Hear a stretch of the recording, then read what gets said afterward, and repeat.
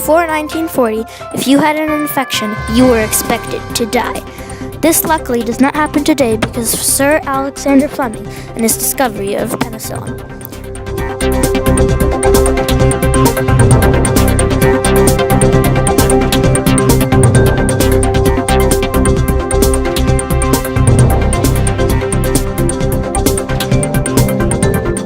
Always a very good observer from the time he was born as a young child. Born on August 6, 1881, at Lockfield Farm in Scotland, Fleming spent many hours observing nature. Because of Fleming's power of observing, he spotted the penicillin on an old culture plate. When Fleming was in his 20s, he decided he needed a job. His brothers were all doctors, but Fleming was not interested in this. But still, he enrolled in medical school at St. Mary's Hospital in London for the good money that doctors could earn. Some years after World War I had started, Fleming was forced to work in battlefield hospitals. When in the battlefield hospitals, Fleming would see old infected soldiers and would try to heal them. 2 years after, Fleming returned to St. Mary's Hospital, eager to discover a cure for all these infections. That is how Fleming settled on what he wanted. This search for a bacteria that would get rid of harmful bacteria continued from 1918 to 1928.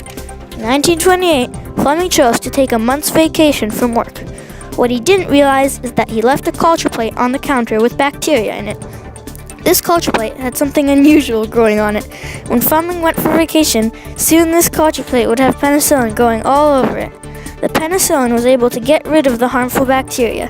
When Alexander Fleming returned to his lab after a month, he observed the culture plate he had left. He quickly saw that there was a new mold growing on the plate that had destroyed the harmful bacteria. This was the biggest discovery of the 21st century, the discovery of penicillin. In 1941, the mass production of penicillin began. This was supplying soldiers in battles mostly, but also shipped to city hospitals. Alexander Fleming continued looking for better uses of penicillin until he died on March 11, 1955, of a sudden heart attack.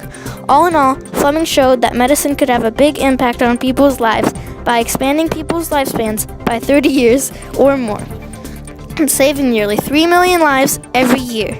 Without Alexander Fleming, some of us would not even be alive.